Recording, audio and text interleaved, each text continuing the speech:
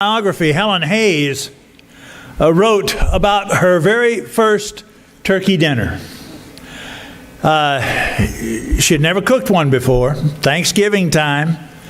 So she told her son Charles MacArthur and her son John, she said, "Now look, if this doesn't turn out right and doesn't taste right," she said, "don't say a word. We'll just quietly get our coats and hats and we will head down to the restaurant for lunch." So she went in and she was doing her preparing and getting the turkey ready.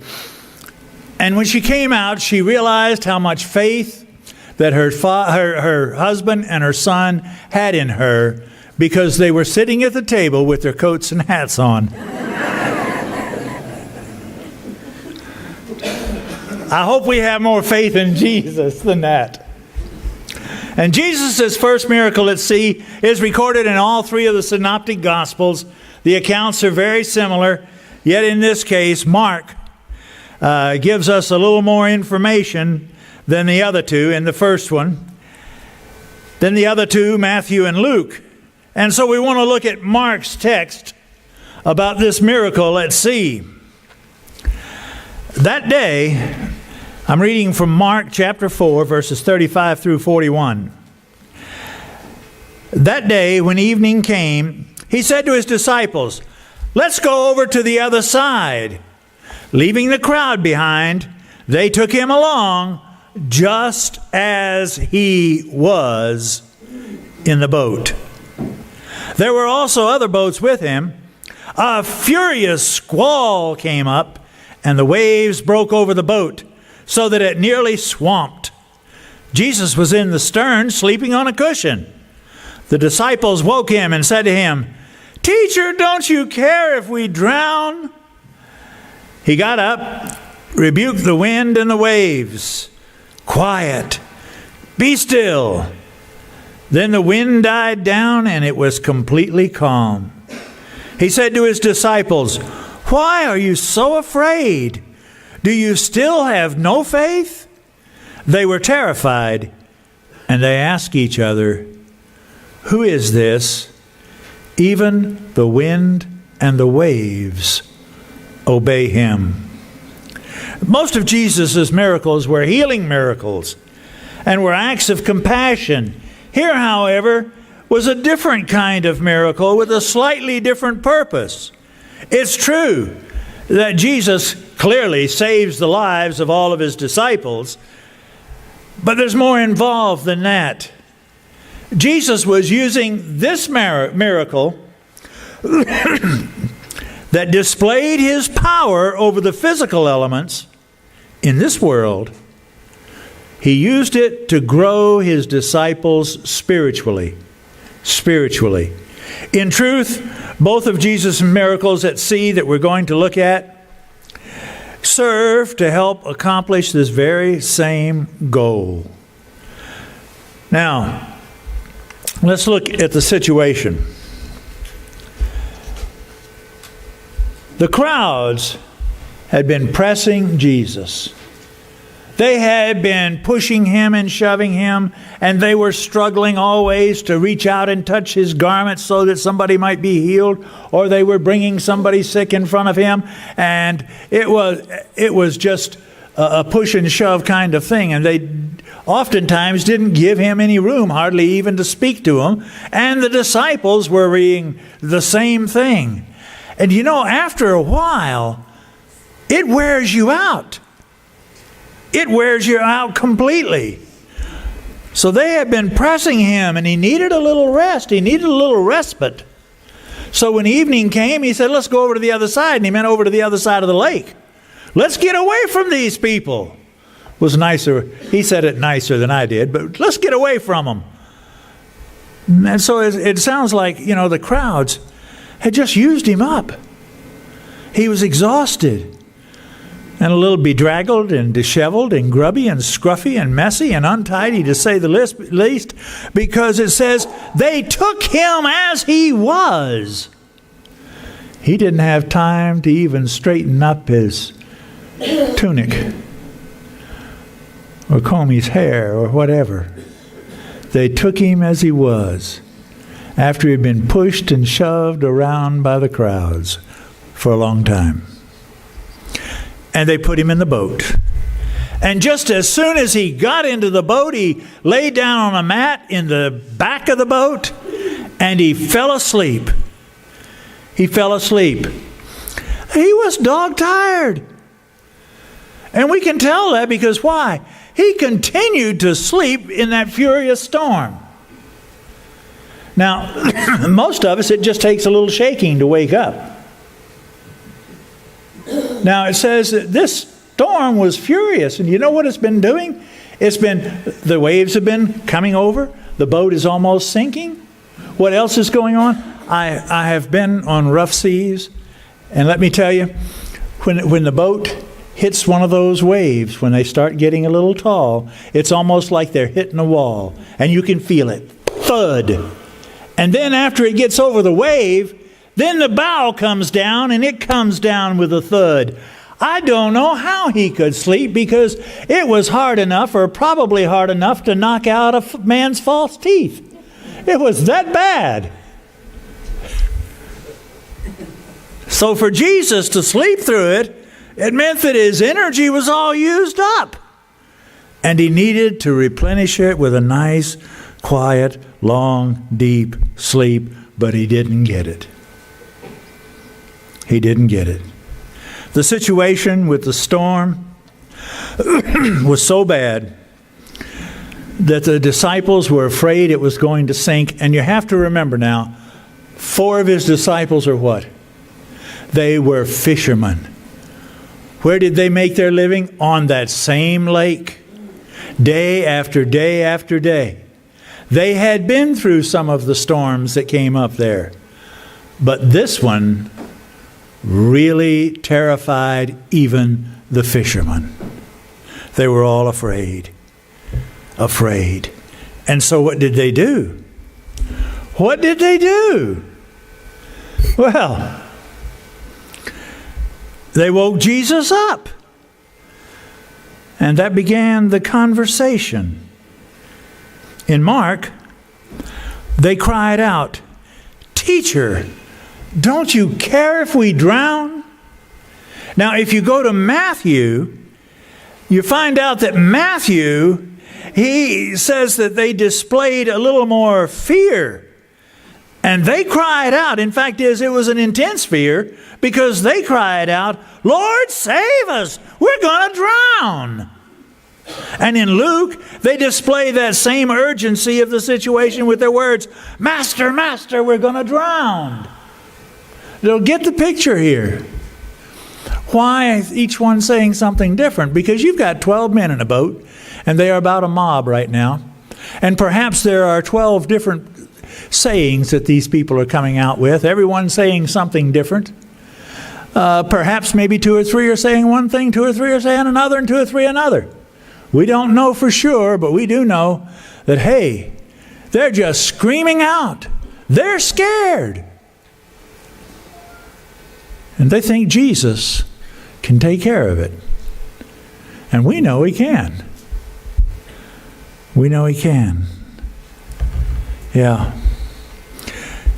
Can you imagine being suddenly and forcefully awakened by all of that hollering and screaming? I'll tell you one thing, Jesus' response was a lot different than mine would be. Me, I would have focused on self. Me, I would have said, "Hey, can a man get a little sleep around here?" But not Jesus. Not Jesus. He didn't focus on himself like we do. He focused on the situation. He focused on the solution. That's what he did. He focused on that. And so, he stood up and spoke. He spoke with a voice of authority. The kind of authority that only God has. And he tells the storm, "Quiet. Be still." And what happened? The wind and the waves obeyed him.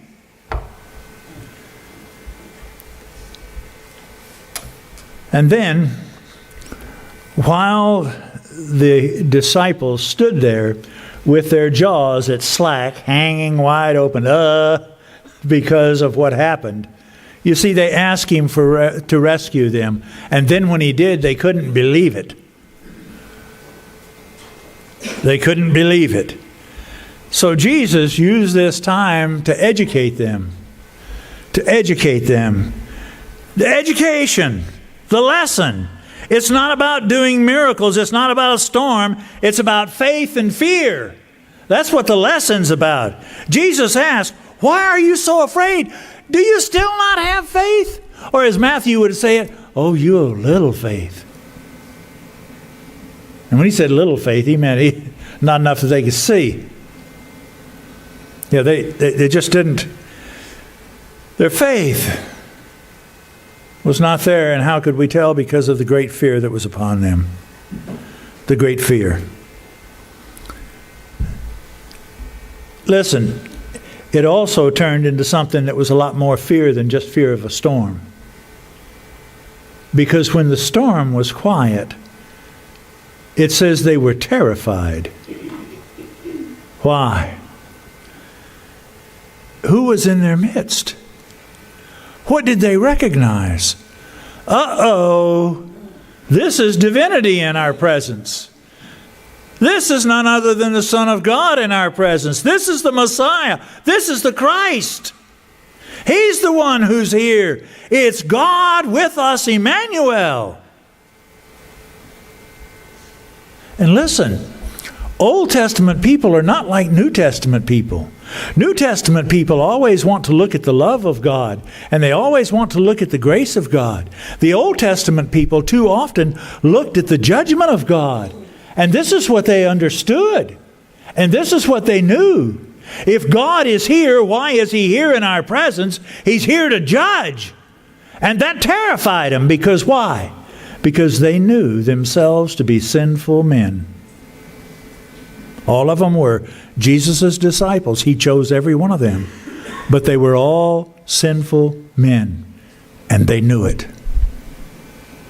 They knew it. They weren't like the Pharisees, who were sinful men and didn't know it. Or at least pretended that they weren't. These fellows were. So they're afraid. They're afraid. Now, they had to put their faith completely in Jesus now and trust Him. Now, you see, they asked the question, who is this? Who is it? The Pharisees had an answer. Oh, he does his miracles by the power of the devil. But these men, they had already recognized Jesus as a good teacher, as a rabbi, as a prophet. But they hadn't made the next step. This is the Christ, the Son of the living God. Now they're about to make that step, and they're about to catch it. This is God in the flesh. They don't say it, but the implication is there. If that were so, wouldn't you be terrified? Listen, there's nothing wrong with being a little afraid of God. There's nothing wrong with expressing some fear. Just don't let the fear paralyze you. Only let the fear help you to turn to Jesus. And that's what it's about. Turning our fear to faith. Faith in Jesus Christ. Now, that's the first miracle at sea. So let's look at the second miracle at sea. And this one here takes place just shortly after the feeding of the 5,000. And in this one we're going to read Matthew because he has a little bit fuller account. And he is the only one that mentions Peter walking on the water. The rest of them don't. Luke doesn't even give us an account of this one. Just Mark and John. So let's read. Let's read. Immediately, Jesus, they're over there. They've just fed the 5,000. And now is where he says, immediately, Jesus made the disciples get into the boat and go on ahead of him to the other side, while he dismissed the crowd. After he dismissed them, he went up on the mountainside by himself to pray. When evening came, he was still there alone. But the boat was already a considerable distance from land, buffeted by the waves, because the wind was against it. During the fourth watch of the night, Jesus went out to them, walking on the water. When the disciples saw him walking on the lake, they were terrified. "It's a ghost," they said, and they cried out in fear. But Jesus, notice it, Jesus immediately said to them, "Take courage, it is I, don't be afraid." Then comes Peter. "Lord, if it's you," Peter replied, "tell me to come to you on the water." "Come," he said. Then Peter got down out of the boat. He walked on the water, and he came towards Jesus and got within an arm's length of Jesus. But when he saw the wind, he was afraid. And beginning to sink, he cried out, "Lord, save me." And immediately Jesus reached out his hand and caught him. "You of little faith," he said, "why did you doubt?" And then they climbed in the boat, and the wind died down. Then those who were in the boat worshipped him, saying, "Truly, you are the Son of God." You see, Jesus used this miracle to teach the disciples more about faith and fear. And the conclusion was they knew he was the Son of God. And they said it. It was only implied after the last miracle. So let's look at the situation. This time the disciples are what? They're all alone in the boat. Why? Because Jesus stayed behind to dismiss the crowds. And then he went up on the mountain to pray.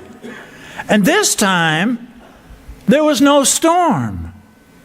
But there was a strong wind blowing against them, causing the waves which buffeted the boat, so that they had to strain at the oars.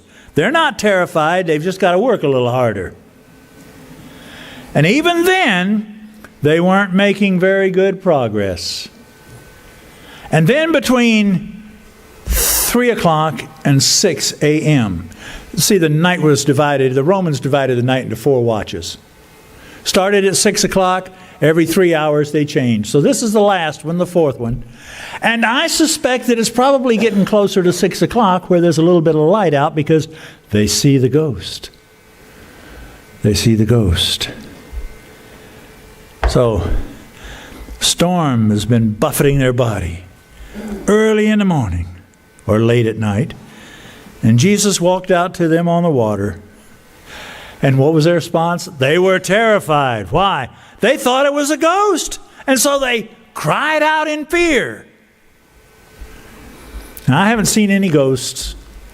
But I suspect that if I were in a boat and I were out there and seeing somebody, I might be afraid too. I might be afraid too. Even though, we live in a society and a world where there isn't any ghosts. The conversation, let's look at it. We've seen the situation. The conversation between Jesus and his apostles or his disciples. And notice when they cried out, Jesus didn't leave them in suspense. He didn't make them wait. He immediately told them, take courage. He immediately said, it is I, don't be afraid. And you have to take courage. And Peter, probably trying to hide his fears, said, Lord, if it's you, tell me to come to you. All the best intentions of the world. Peter had them all. But they weren't quite enough. They weren't quite enough. So Peter got out of the boat and he started toward Jesus, but it didn't take him long before Peter took note of that wind and realized and regretted his impetuousness. And I can only imagine his thoughts. What in the world have I gotten myself into this time? That would have been my words. And I almost suspect Peter's thoughts. Then fear finally really hit him. And it hit him hard and he began to sink. And so he cried out, what? Lord, save me. And of course Jesus did what? He reached out his hand and he lifted him up. And he climbed in the boat. And it's education time again. It's time to be taught again. It's time to be taught about fear and about faith. So he used that opportunity to reinforce that lesson. Now, although he was speaking to Peter specifically when he said, "You of little faith, why did you doubt?" Who was there listening? Who overheard every word he said? It was all of those disciples. And all of them realized, and I can just imagine, I'm glad he's talking to Peter, or is he going to tell me next? Those kinds of things, because, hey, they recognized they were really all in it together. They were all of the same fear. All of the same fear. So, when the words hit their hearts, what did they do? They worshiped him. And they said, "Truly, you are the Son of God." The disciples were learning. But of course they had a lot more to learn. But this was a worship moment. This was a praise moment. Sadly, it was short-lived, and as is often so many of ours.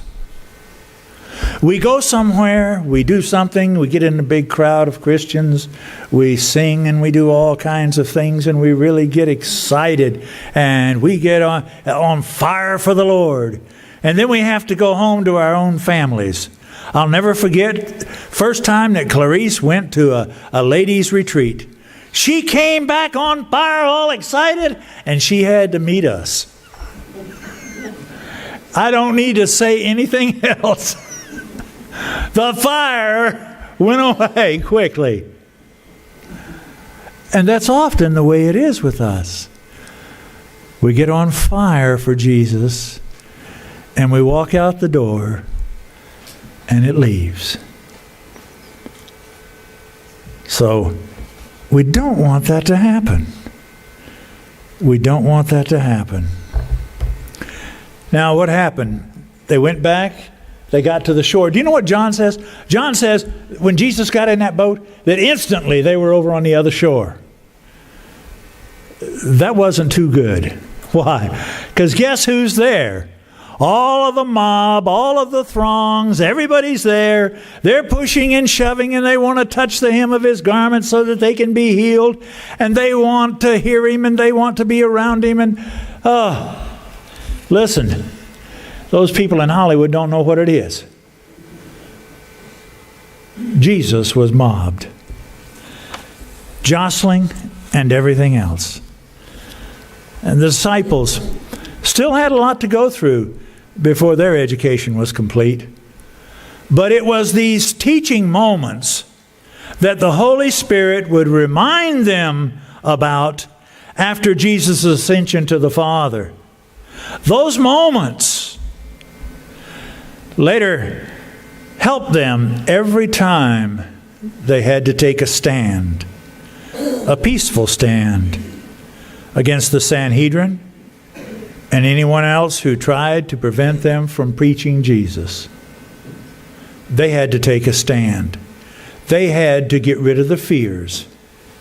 And they didn't let people make them afraid.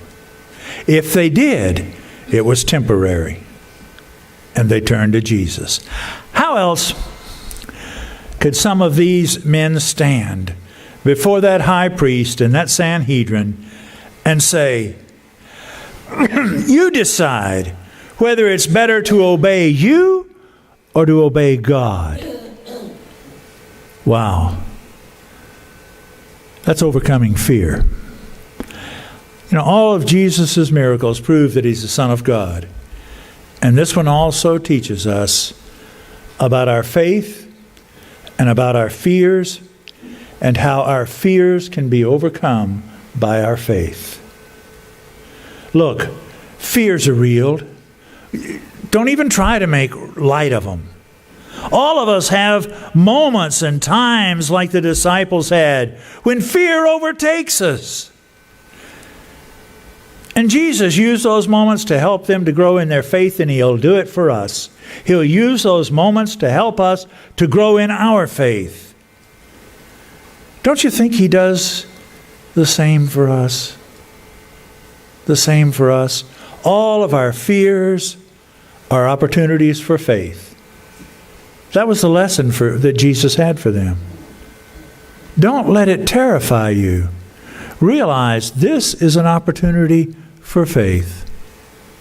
Problems and troubles that come around us are opportunities for faith. When we turn to Jesus and trust in Him. When fears come, let faith step in. Faith in Jesus. Our faith in Him gives us hope of eternal life, and nothing can take it away. Remember Paul, who faced all kinds of troubles and fears, and out of those troubles he could say, I don't know what I really want right now. I don't know whether I want to die and be with Christ or to stay here and continue the work. But because of your needs, I'm resolved to work with you to the end. Wow. Again, don't let fear get you down. Put your faith in Jesus, because He'll save you for eternity. Do you have that faith? Do you want that faith? I hope so. We're going to have an invitation. And if you need to name Jesus Christ as your Lord and Savior and be baptized into Christ, we invite you to come forward. If you have decided that you want to place your membership here and you're already a baptized believer, we don't vote people in. That's a decision you make. We just ask you to make the confession that you believe in Jesus Christ. That's all. Now's the opportunity. Now's the chance. Won't you take it? Philip? 249, nothing but the blood. Let's stand, we'll sing verses 1 and 4. 249.